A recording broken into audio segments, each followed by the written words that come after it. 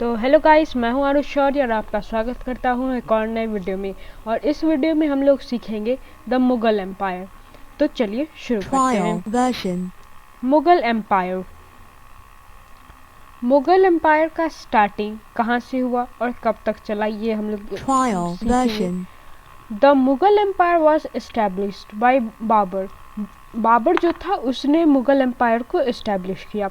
He attacked India in early 16th century. जो India था 16th century में, उस टाइम वो किसी भी इन्वेडर, किसी भी मतलब जो अटैक करता है इन्वेडर, उसके लिए बहुत आसानी से वो कैप्चर हो जाएगा इंडिया। क्यों? क्योंकि उस समय मतलब किसी भी राजा के बीच वो यूनिटी नहीं था जिससे वो हाथ मिलके दूसरे राजाओं के साथ इंडिया को बचा सके। He attacked India in early 16th century. At that time, India was an easy prey for any invader. Delhi lost its glory under Delhi Ibrahim Lodi. हम लोग ने कल ही दिल्ली सल्तनत का वीडियो प्रीमियर किया, तो आप वो देख सकते हैं। तो इब्राहिम लोदी जो था दिल्ली का रूलर, तो उसके अंडर दिल्ली ने अपना मतलब जो ग्लोरी था उसके लिए, जो मतलब जैसे कन्नौज के लिए जो ग्लोरी था उसका, वो लॉस्ट कर दिया था दिल्ली ने। Personal official opposed him and invited Babur to invade India. Ibrahim Lodi के जो पर्सनल थे, जो उनके ऑफिशियल्स थे, जैसे कोई मंत्री हो गया, तो उसने बाबर को बुला लिया इन्वेड करने के लिए इंडिया। मुगल एम्पायर के 6 रूलर थे, 6 रूलर थे। पहला बाबर 1526 टू 1530 यानी वो 4 साल के राज किया। हुमायूं 1530 टू 1540 यानी पहले तो उसने 20 साल के लिए किया, 10 साल के लिए, और उसके बाद उसने 1 साल के लिए और फिर राज किया। बीच में ये टाइम जो था किसी और राजा के पास चला गया, किसी और एम्पायर के पास हो गया वो। अकबर 1556 टू 1605 जहांगीर अकबर का बेटा 1605 टू 27, शाहजहां 1628 1658, औरंगजेब जो लास्ट रूलर था मुगल एम्पायर का, उसने 1658 से 1707 तक रूल किया दिल्ली पे। उसके बाद वो थोड़े बहुत रूलर के पास और गया, और उसके बाद ईस्ट इंडिया कंपनी जो ब्रिटिशर का था उसने उस पर कवर कर लिया।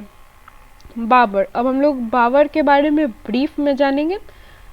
Zahiruddin Mohammad, commonly known as Babur, tiger. Babur जो है वो मतलब कॉमनली मीन करता है टाइगर को। He was the grandson of Taimur and a descendant of a Turkish ruler चंगिस Khan. वो तैमूर जो था उसका पोता था, ग्रैंडसन था।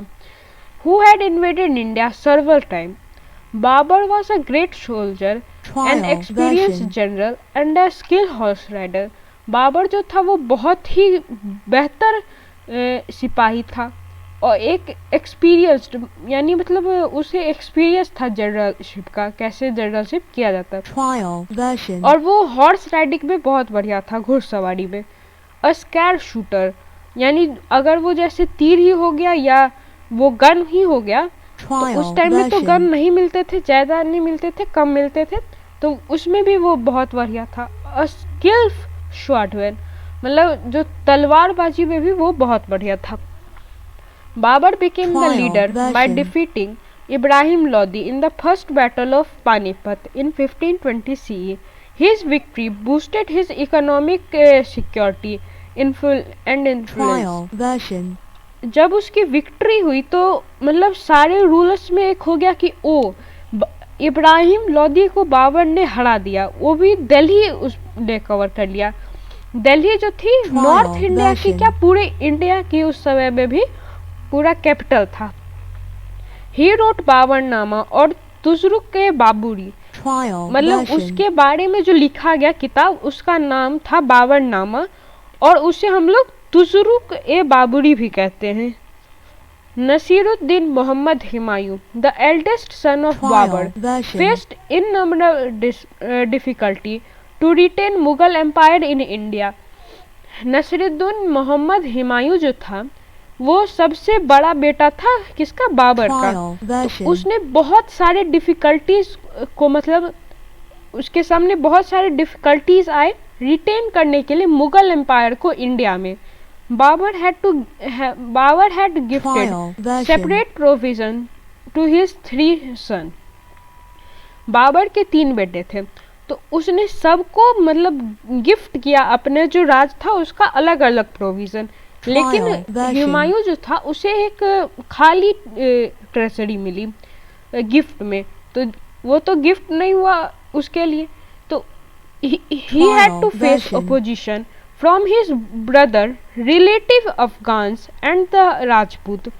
हुमायूं जो था उसे अपने भाई से भी नहीं बनती थी, रिलेटिव से भी नहीं बनती थी, अफगान से भी नहीं बनती थी, और राजपूत से तो बनती ही नहीं थी। बस आज के वीडियो में इतना ही। बाकी हम अब इसका अगले पार्ट में करेंगे, जिसमें हम लोग फिर 2 करेंगे और उसके अगले पार्ट में फिर 2 करेंगे। यानी ये सीरीज 3 पार्ट में चली जाएगी। तो हर पार्ट को शायद से 6:30 बजे शाम में हम लोग रोज प्रीमियर करेंगे, तो लाइव आ जाइएगा। Thank you, bye bye.